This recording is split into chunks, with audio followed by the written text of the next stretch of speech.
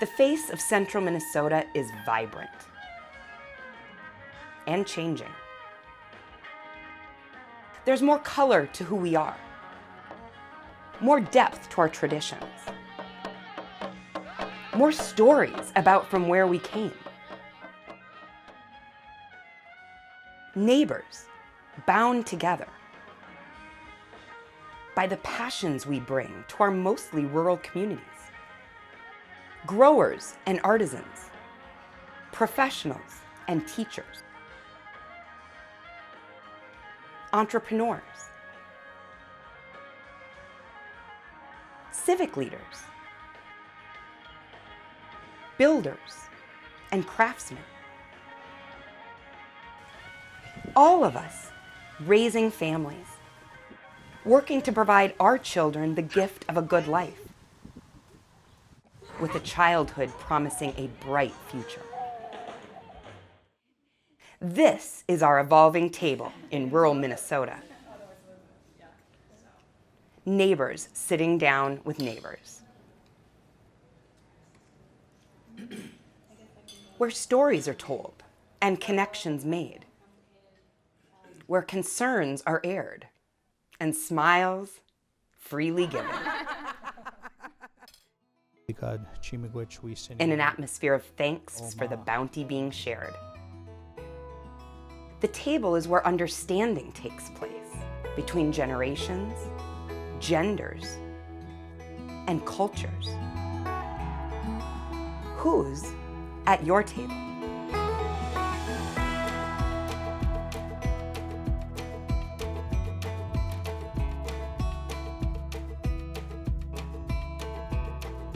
Every night at 5:30 at night, we had a dinner together. And everybody was expected to be there and to participate. And that was the one time where our family sat down and told our stories. Diversity is still something that really isn't in the forefront of people's minds. God will always send somebody that will say, you guys have to leave immediately. And then wherever we have, we'll just start walking, going. It took us almost a year before we got to the refugee camp, which I spent the next 18, 19 years. I don't call when I left. It was more like we fled away. If we were in the Amish community, we wouldn't be allowed to sit at the table tonight. So that's another side of it, you know, you're just restricted. There's a lot of good things there. We moved to the jungle of Ecuador, the eastern jungle of Ecuador, and I went to a little two-room schoolhouse. There was only one other girl in my class. It was really important for us to sit down at nighttime and have a meal together. That was the only time we were able to all sit down and be able to reflect on things that we're grateful for. When we first stepped away from our church, we had Americans tell us, well, we gotta Americanize you guys. We have to work on the inclusion, and because we have a different population now. The farming part that we did was, the reason it was different, it was because we did everything with horses. We didn't have tractors or cars or electricity.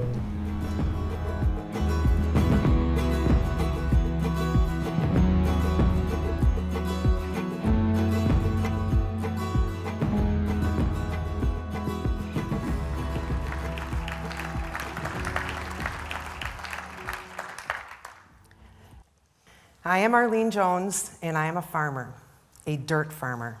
Yes, I grow food in the dirt.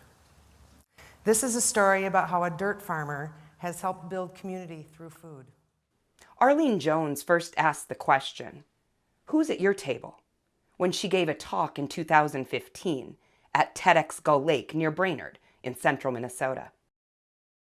As a farmer, food hub entrepreneur, and community visionary, food has long been at the core of who Arlene Jones is and what she does. I always had a place at the table. We didn't have much, but we had a dinner table in a dinner routine. Mealtime was family time, where we connected over food, reflected on the day, and current events. And it was really important to be at the table. In her talk, Arlene makes the point that food and our eating traditions are at the center of who we all are, and the key to understanding each other, no matter our backgrounds or cultures. Our table wasn't limited to our family and was oftentimes occupied by those who didn't have a table to sit at or a family to sit with.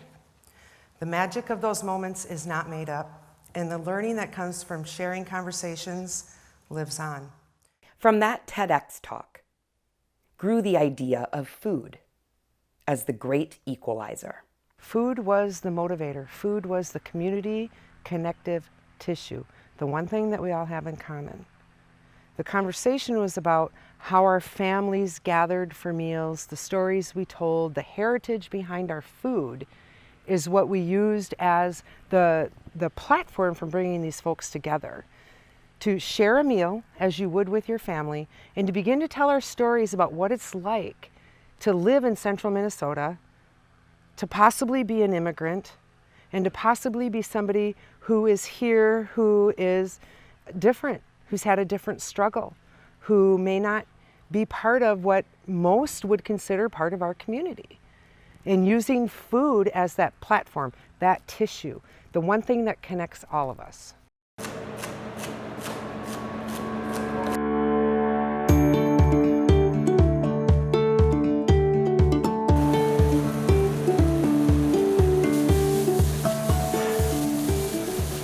I kind of had specific cultures that I had to represent with these different meals that I'm making.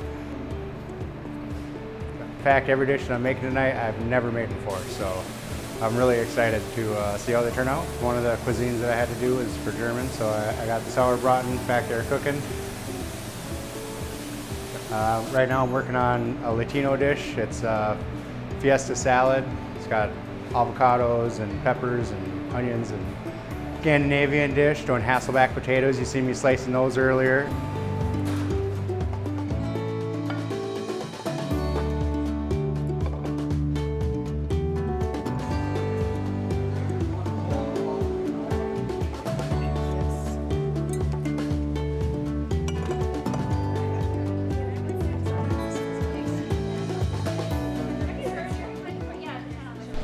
What are you expecting is going to happen tonight? Well, I'm not sure. I'm here to find out. Okay.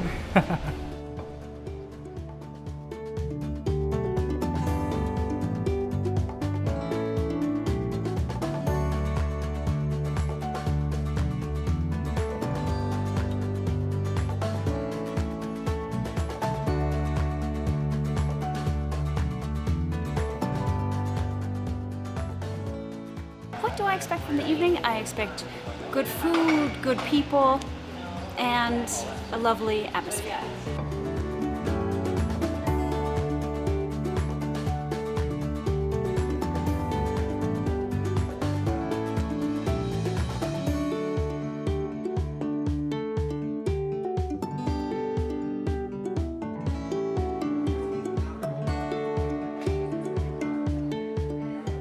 I was very curious to find out about this table conversation, and I figured I should come share my culture and background with everyone.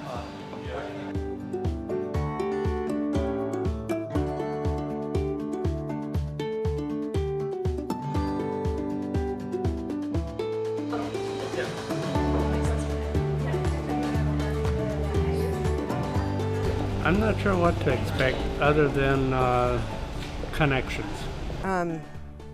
Besides welcoming you here and thanking you for being here, our intent is that we have a very family-like style meal where we share our stories about our identities and who we are and our collective impacts, because everybody knows that collectively we make a greater difference when we are together. Okay? All right. At the table, Somali refugees, hoping to serve as bridges between two cultures.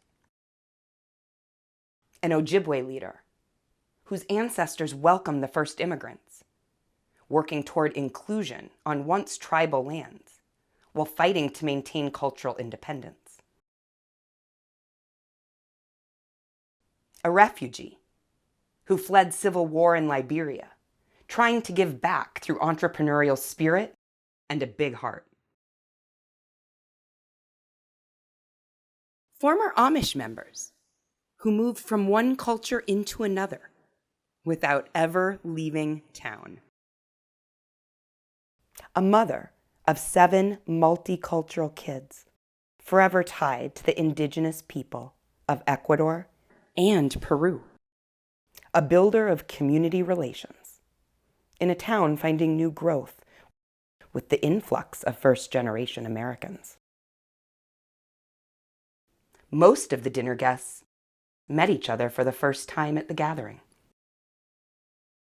To me, this was like a beginning point of discovery and bringing in unique individuals to kind of just come together, share a meal, and kind of share their stories. Hopefully this work and this conversation will help others think a little bit more differently about communities that they typically don't see or think about. I just wanted to offer, a brief prayer tonight, and as I'm praying, feel free to pray whatever is your way of praying to whatever God or higher spirit is. I thought that was, very fitting to do that. This was, traditional ancestral land of, both the Ojibwe and the Dakota, and we were the first inhabitants here when this country was colonized. So, no, I thought it was good. Yeah.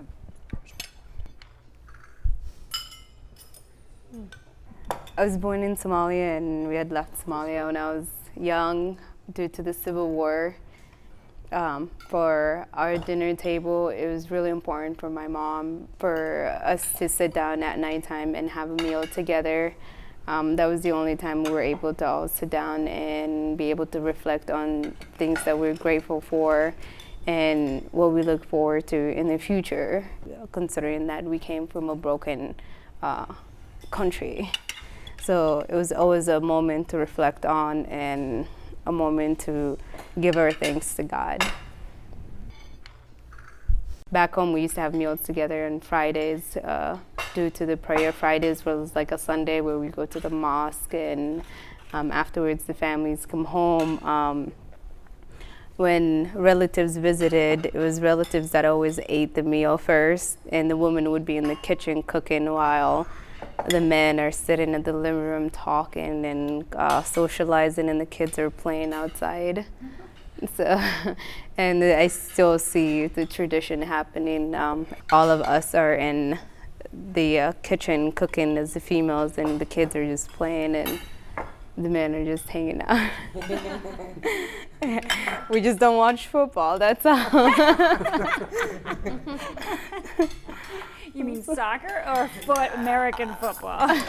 We watch soccer, the actual football. It was so surprising and shocking to hear football was a game that you get hit. So, where do you live now, Mahado? I live here in St. Cloud. So I moved to St. Cloud when I was 13. We came here as refugees.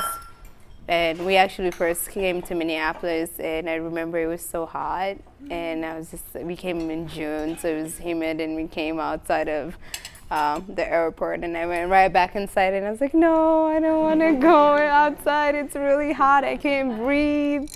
I refused to, and then first time seeing snow, this country has just taught me so many things, and so many surprises. I was born in Somalia. And the Civil War happened when I was only about 2 years old, and we had to flee to refugee camp in Kenya. So I lived there for about 19 years before I got moved to U.S. The two meals that I kind of remember that we always had was breakfast and dinner. So we never had lunch. And if we have lunch, then we will be talking about it for days or months. We'll remember it a lot. There are people that I want to, like, you know, tell them about my life story, and so that they have a little empathy and get to know and feel like, you know, the communities that are moving here are in fact no different than those who were moving here centuries ago. We were eating. I mean, there were people that barely have something to eat sometimes, so I can't complain. I will say I had enough to eat. Because in the refugee camps, you know, we used to get food every 15 days. So by the end of that 15 days, a lot of families will probably not have enough to eat, you know. So it was a little bit tough until later on it gets better. Even though sometimes we weren't sharing food a lot, my mom will share the little things that she have with the neighbors and making sure everyone in the neighbors have something to eat. So if we have something that day, then she have to make sure that our neighbors has something to eat as well. 10, 20 years from now, young kids, they will be like everyone else. You know, they will be just join American mainstream communities, and you know, and still hopefully have their culture, because that's already what makes us unique. When people talk about assimilation, and you know, and they always have that notion of leave your culture on the door and come here and take other culture, you know, and instead when we talk about integration and having like some commonalities within it, but then still have your culture, so I can still test your food, and you can still have mine, you can still see the holidays that I celebrate and things like that, then we'll be a better community in that sense. So just hope that that generation don't just forget that, you know. That would depend what we put in now, I think. Yeah. Well, are you afraid, I mean, that your kids will forget the Amish ways, or? Not necessarily, because we still live a lot of the culture. I don't think that all our traditions necessarily, I'm not concerned about that everything would have to be carried on, you know, because there's good and bad, like in everywhere. But also when we first stepped away from our church, we had Americans tell us, well, we got to Americanize you guys. They use that term. It's like, you know, you just hate to hear that, as you guys probably would too, or anybody else, you know. It's like, okay, they're not satisfied with our diversity or where we're coming from. They're like, well, you guys just don't understand, we need to Americanize you. So, you know, I wouldn't want to, yeah, I think it's good to be who we are, and we can all bring something that's going to benefit one another. So, I think we all bring I like to use the symbol of a rainbow. We all bring a different color, and the more colors there are, the more beautiful it is, in a sense, you know. We're all human. Well, I grew up in Ohio. Oh, I grew up in Ohio. It was an Amish family. Grew up Amish in a family of 15. My parents had 12 children, 10 that are still living. I was the youngest of 15, so I got teased a lot when I was a young boy. I had a lot of teachers. I was kind of a middle child, actually the seventh. I always said that I had to listen to the older siblings and had to take care of the little ones. We'd all have our certain chores to do as far as taking care of the animals. We'd milk cows by hand and do chores. And when we get home from school, each one knew what we had to do, and the others all saw to it that we did it. Walked to school, like a mile or so. We had to walked to school every day to a one-room schoolhouse, and went through 8th grade there. We did everything with horses. We didn't have tractors or cars or electricity, and pretty much all our food was fresh from the garden. So, and then instead of we didn't have electricity, so we didn't have a refrigerator, so they always canned it. I know that there are things about the Amish that you disagreed with, but what I loved about the Amish was the community and the fact that they did things together. Yeah, here's a good example. Like, I think it was last night, 2 weeks ago, we got a fire call for a fire in Amish house. So we come out there, and it was upstairs, the bedroom was on fire, and we got it out, we saved everything in the house. But they tore the house down. That was like 2 weeks ago now. And they have that house down, and they have the other one built already. They're very community-minded, where they spend a lot of time with each other, but not necessarily with outsiders. You know, it's kind of a safe, can be kind of a safe environment where, you know, you know everybody. You're like your school, you know them from church, and you know, it's like you're not really connecting with strangers hardly at all. Yeah, it's a wonderful community, but it's within itself. If we were in the Amish community, we wouldn't be allowed to sit at the table tonight. So that's another side of it. You know, you're just restricted in, you know, in that box or culture or whatever. But I grew up Amish, and we always made our own caskets. There was one person in the community, you know, assigned to that, and when the need arose, they would, you know, get the body measurements and go to work. And well, in a situation like that, you know, wherever you are, you jump in and you help. Whatever needs to be done, you'll just do it. The community comes together within a very short time.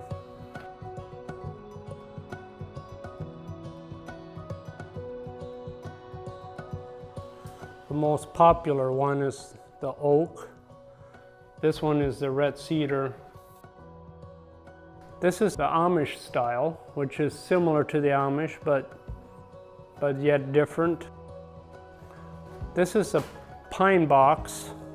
I keep getting requests, you know, people want a pine box.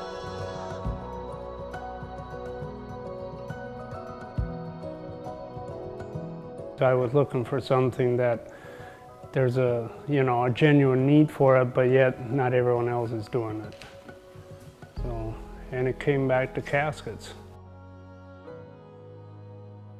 I try to always be praying over the, you know, the one that I'm working on, you know, that whoever is going to be using that they'd be ready to go, you know, that they wouldn't, you know, that they'd know the Lord and be ready to go.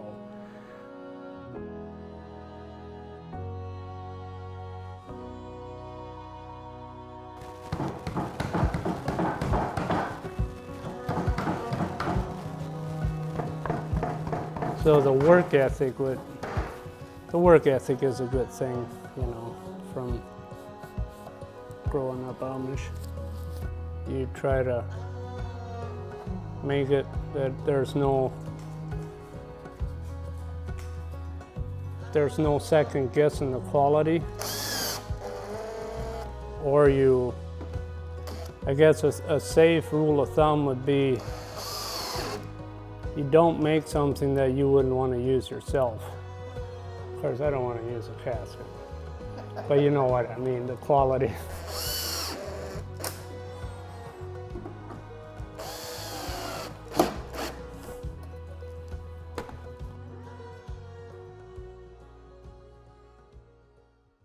Before I moved here, I was in Nebraska, going to university in there, and people tell me, there's no diversity here. And I always say, if you think there's no diversity here, you should go to Somalia. You know, a country where people are Somali, the language is Somali, you know, the religion, they all 100% Muslim, Sunni Muslim. So there was no diversity at all. You came here and you see down the street, you will see different restaurants where you can just go and experience. You'll see different people in your schools, even if there's not a lot of diversity. Some people will think you'll see like so many different communities that are living together, and that's because of what this country is about. And I just hope 20 years from now that we still be a country that welcomes immigrants and see diversity as a strength instead of as a threat, like what is happening right now in a political environment. The one thing that we all have shared and have in common is, you know, that we are looking forward to the diversity and are working towards, being a community that is accepting and welcoming. Do you think that there's anything that we could do to make it different? I mean, what kind of systems or institutions would need to change if you don't think that it's going to be that way? The school. The schools? Definitely. Yeah, if we could have a bilingual school, I've always thought that would be great to reinforce both languages, because I used to do home visits with preschoolers and with, you know, getting them ready for school a little bit before they went to school for the Spanish speaking, and I would teach them to read in Spanish first. Because it's so much easier to read in Spanish. It all sounds like it's supposed to, you know. And then a lot of the parents, they don't read to their children in Spanish, you know, or just teach the Spanish. Even I've had a hard time with that with my children, trying to keep that language. It's been lost a lot. So do you see that changing already in the Long Prairie Latino community, where the parents losing, that are here, they're losing their language already? Like some want to be interpreters, but they're not able to speak Spanish well enough, even though, you know, to be able to interpret. So to have an education where they could keep that skill, then through the language you could also reinforce the culture. Because when you lose the language, you often lose the culture with it, I think. I don't know.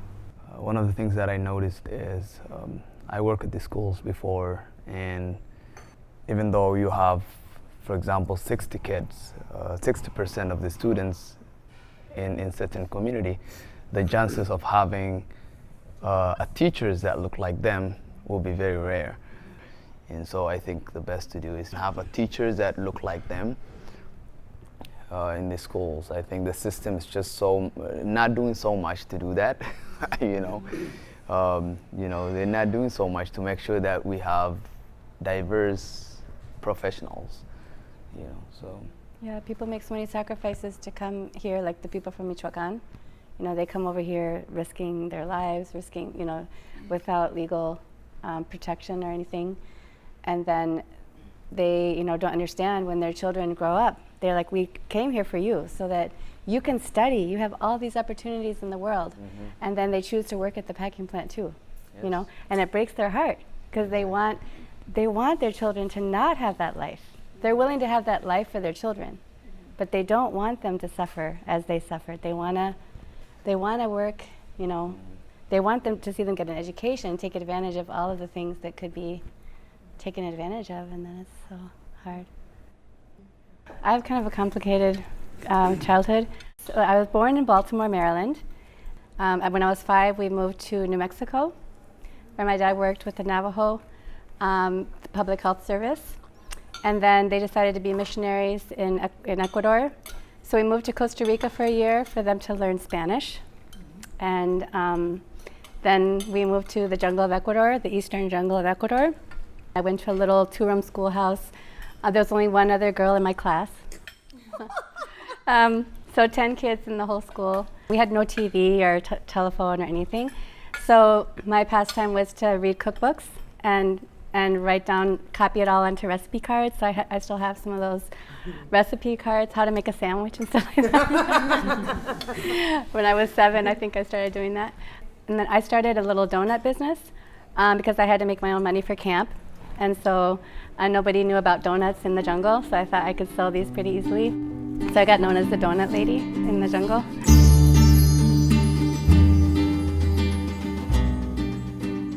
So I went down there to do research in nutrition. So I did I had to write an undergraduate thesis, and I wanted to do one on the Quechua population, which is my husband's indigenous group. And he was my guide, so he had horses. There were no roads, past a certain point, so I needed to get on horseback up to the villages where I was doing my research. I was comparing food access at high altitude compared to mid-altitude and valley to see how people accessed food. They had a very complicated trading system. Kind of funny that I was down there doing nutrition research and I was funding my research by selling donuts. Isn't that ridiculous? Pretty smart. I loved cooking. I just realized I got a lot of attention for it. People love to eat and they love good food. And I realized it was a way of showing love to people and making people feel like they were cared for. And there were a lot of people that didn't have food. So I was really interested in that as well, seeing all of that. So I was always had a passion too for helping people, to access food or to eat. So I would try to share it with our neighbors or invite people over.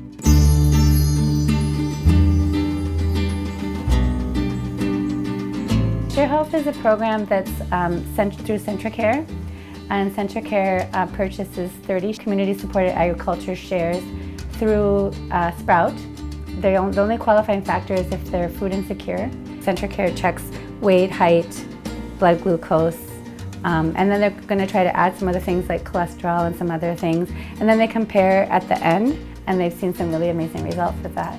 I have a lot of connections with people that are in the Spanish-speaking community. Then I know the people that work with them, and so we were able to find quite a few families. So 25 of our 30 families are Spanish-speaking. Today they're going to be getting kale in their package, and peas and cucumbers and cherry tomatoes and basil. It's really amazing to work with an immigrant group that some of these things, that maybe they've seen them in their country or they're a little different, or some of the vegetables they haven't used, or some of the herbs. So it's really fun to teach people that already know how to cook really well, how to incorporate some of the local things and where to find them at the grocery store and how to use them. And then it's been a very effective program because they already have a good foundation. All the stories that we told about family meals and our culture and our family values, how do we take those experiences and we use them at a community table to be welcoming communities, to welcome people of diversity, to welcome people of experience, and have a quality of life for all, regardless? The way they influence us is by just having your friends and people that get together for a potluck or let's share a tea. Like, for instance, one of my friends in the cities is doing a little mimosa tea gathering and has invited everyone to come that she knows from college and in the cities. So it's just a way to bring people together, and it's just a way to open your table to others and just create a warm, welcoming place. Whenever I want to have a good conversation with someone, or share with my story, get to know them, or I never invited them in just a conversation. I always say, let's eat lunch together, let's just have lunch. I ask them to come to maybe a Somali restaurant or East African or African restaurant.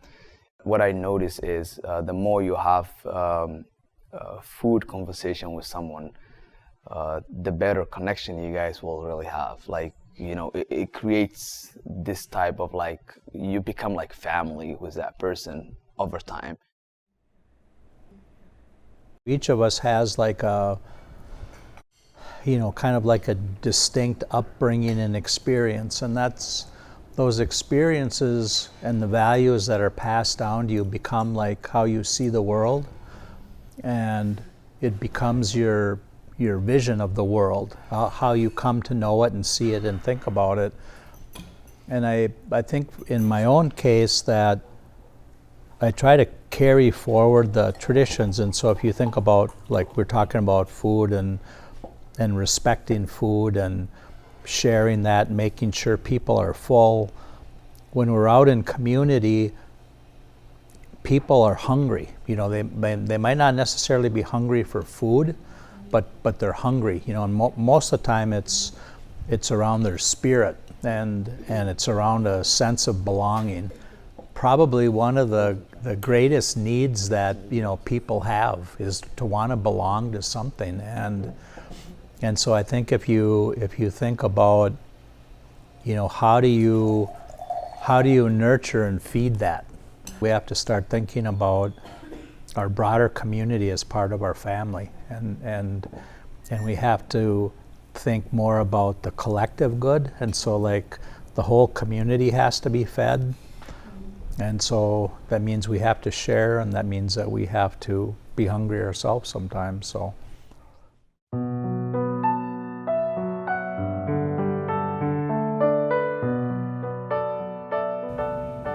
So I think about, you know, like my own, you know, personal experience in rural parts of the state.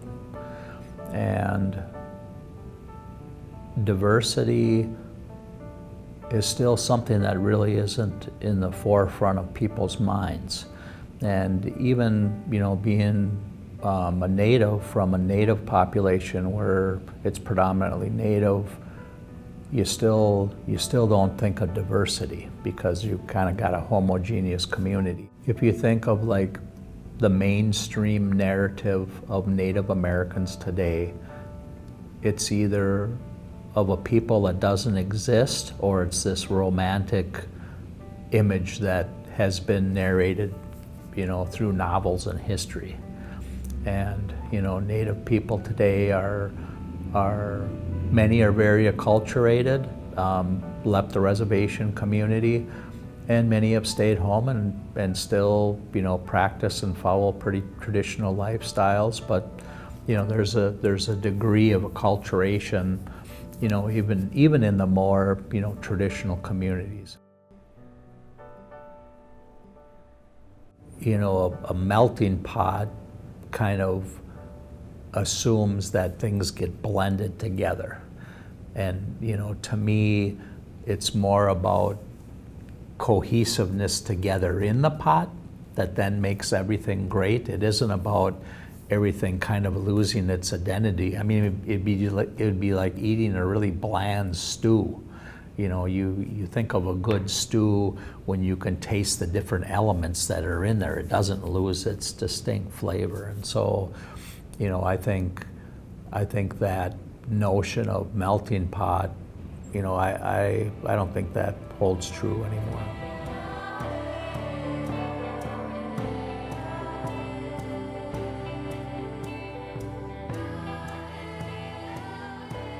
Today in particular, in Minnesota, you know, these relationships in our rural areas, we really need each other, and our economies are really dependent on one another, and so we need to build kind of like this acceptance of one another and acceptance of differences. Near future, I think we need to get to the point where people really value that diversity, and it's not about, I want you to be like me. I want to learn and appreciate you for who you are. Understanding that in our individual and our collective work, the one thing that all cultures and all nations use is food as a gathering tool. Bring people together over a meal. You want to have a place that has activity put out food, and people will come, because food is the one thing that we all have in common. One of our goals is just that, to have a community dinner where everybody comes to the table and where we have picnic benches on Main Street and close down the main street and have people come and make their own dishes and feed the community and see everybody together. I was just at a workforce meeting, and we're trying to accept or attract talent to the workforce, and there's supposedly going to be 20 years of drought basically in the workforce, because we are not a growing population. However, the immigrants are a growing population, and our elders are the baby boomers are exploding, but they're not in the workforce. And so some of the solutions was employing refugees, employing immigrants. And I see that as an exciting, or disabled, or veterans.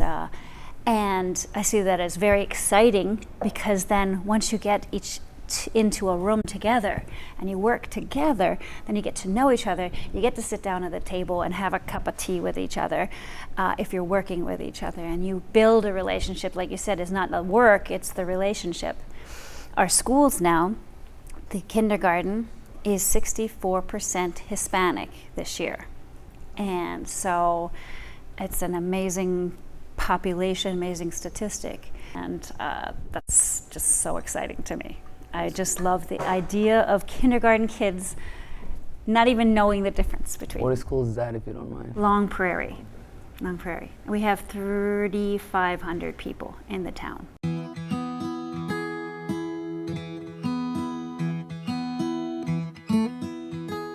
Many of us are stuck in the history of Long Prairie, and that was an old story, and now we need to create new stories and move forward, and there is change.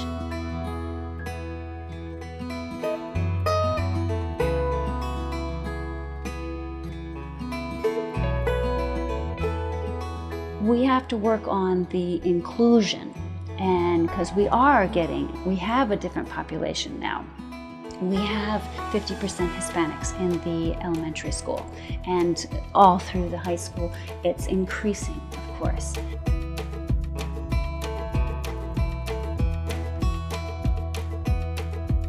And at the Prairie Days celebration that we had for our downtown, we called it Celebrating Community. The tagline was Celebrating Community. And we had Palauans there. We had the Hispanic community. There were Puerto Ricans and Dominicans on the street, and everyone else from the community at large. And I was taking pictures, and I just loved that they were all on the street together and playing.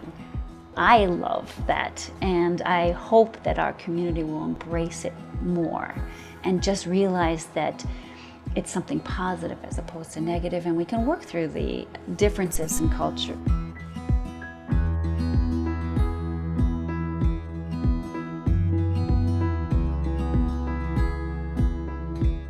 Rural America is getting a bad name. Sometimes I think that everybody's leaving. Yes, between 18 and 30, people are leaving rural America, but that's been that way for centuries.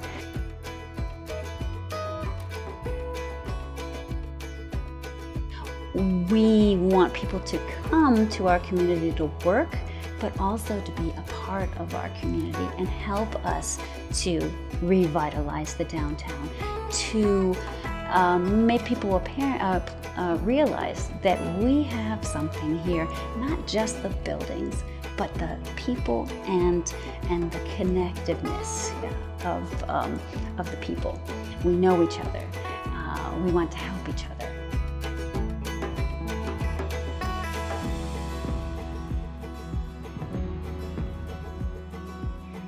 Yes, our history was amazing, but our story is going to continue, and we have to remember that we have these challenges and we have to move forward with them, and we have to move forward and rise to the occasion. Speaking about how you can use your story, there are many kids, because of the Ebola and the war in Liberia, those kids' parents die, and now those kids are roaming about. Either they live with a family member, but you got to earn your keep. Like, because you were added there, then maybe you will have to sell water, corn, anything to bring in money because you were added. So for that reason, those kids don't go to school or anything. So that's why I'm making the tea, so a percentage of that can go to our orphanage where they will house those children and train those children. And I can relate with those kids because even though I had a very good upbringing, you know, I was well raised, well cared for. They even brought me to America. I rode first class coming to America. Can you believe that? Yeah, actually. Yeah. So that's how well taken care of, you know, my parents, adopted parents took care of me, but not forgetting that I was an orphan. You know, my parents had died, and when I went to Africa with my boys, I could relate with those children wanting somewhere to be called their own. Just that they were on the other end, that there is nobody to take care of them. So there's a whole generation of people that will grow up not even knowing how to read, you know. And for me, I go to bed thinking about it, I pray about it, you know, because I always think about what the kids are going through. It's nothing compared to the luxury. And I always tell if I having a bad day, I say, I live in the greatest country in the world for now. So I have it pretty easy, you know. It's such a beautiful story. Yeah, it is. Thank you so much for sharing that. Yeah. Thank you. Well, I'm looking at 500 to 1,000 kids to start. Yeah. That's what I'm thinking I will be able to have from the beginning. Yeah. I knew my job couldn't support, you know, even 5 kids, extra 5 kids. So I thought about it. I made a tea. Every time I make it, people will order, you know, say, oh, make me 1 gallon. I will make it in. And I said, oh, I think I can market this tea. If this many people like it, then I can bottle the tea and sell it.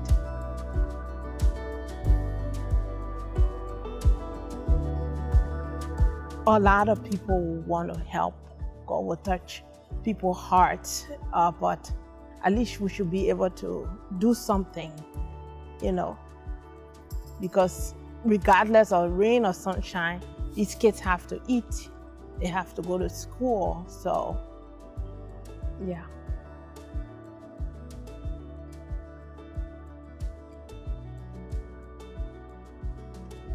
I grew up in Liberia. I was born and raised in Liberia. My mother passed away when I was 10. I left Liberia and went to the Ivory Coast because of the war in Liberia. By then I was like, 16, 17, yeah. So many days we'll go with all real food, but you could find hibiscus in places, and then they always say, drink this, you keep your blood up, you know, keep you healthy, especially during the war. You always had to keep your strength up because you never know when you will leave a stable place and be, you know, in a hurry to get out. Yeah, we had to constantly move. We'll always get information. God will always send somebody that will say, you guys have to leave immediately. And then wherever we have, we'll just start walking, going. Well, at first when I started the tea, I didn't want to tell people because then I didn't want them to buy the tea off of sympathy. I wanted for them to buy the tea because they love the tea. You know, I wanted for it to be like, I love this, I'm buying it. And this is Somali tea.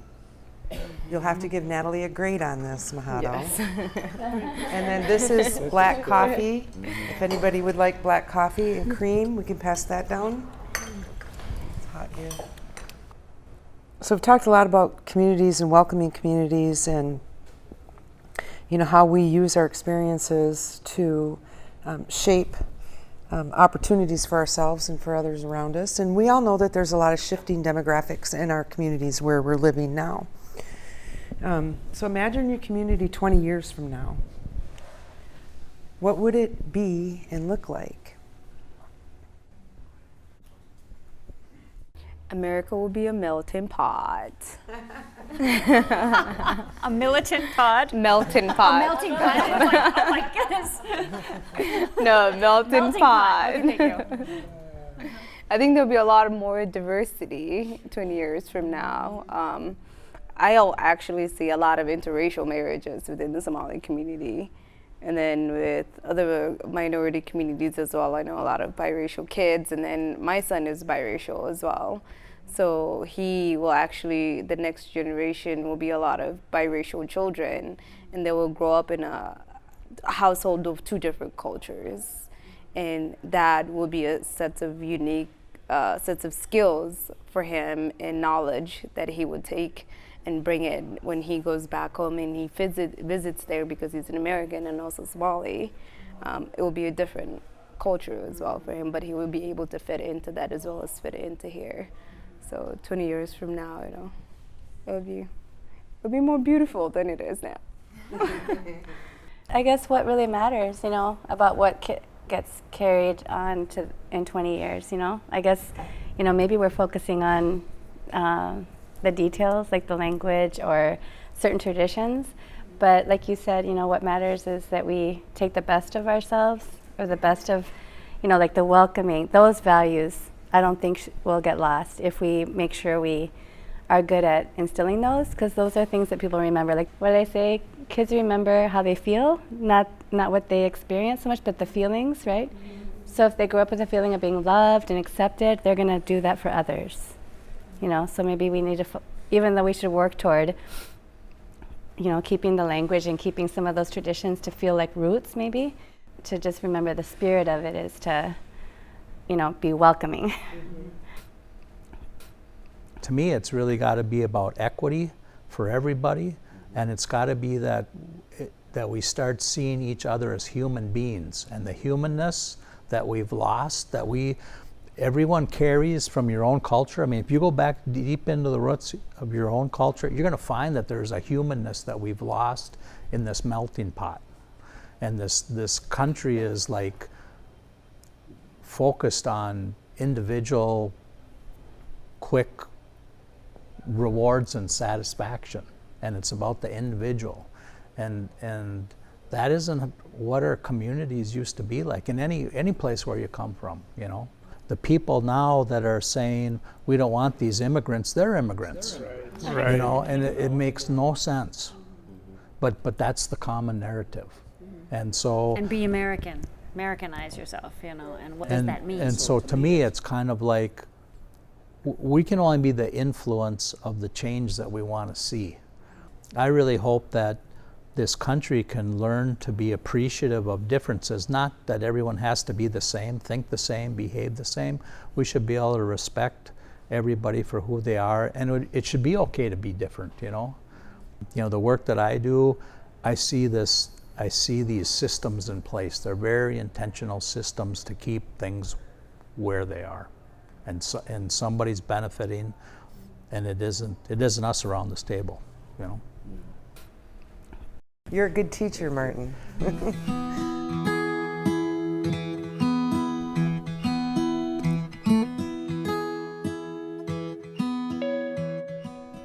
I think this was a very rich conversation. I think it has been a very good example of how we can bring together a group of people.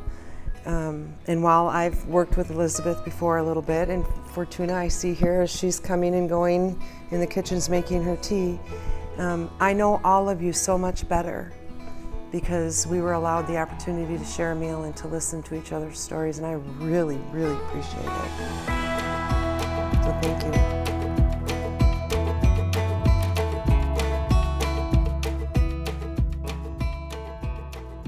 I mean, some people in that type of setting, that's like the first time they've been able to share some of that stuff. I mean, you could share it like in your own community, so like in the Native community, you know, but then everyone kind of knows that stuff. And so when you get into a broader conversation and broader community, I mean, those opportunities to share that stuff, I mean, there isn't really very many, you know, because these types of dialogues aren't happening.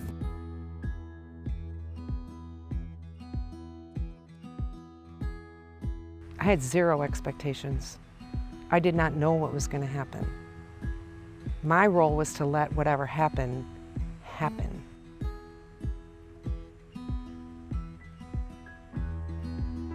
I think that there are relationships that have been built that are going to be resilient and sustainable, and that we will come back together again. And that there's been trust that's been built, and that's the most important piece of what happened Friday night, is that there is trust. Hopefully this work and this conversation will help others think a little bit more differently about communities that they typically don't see or think about.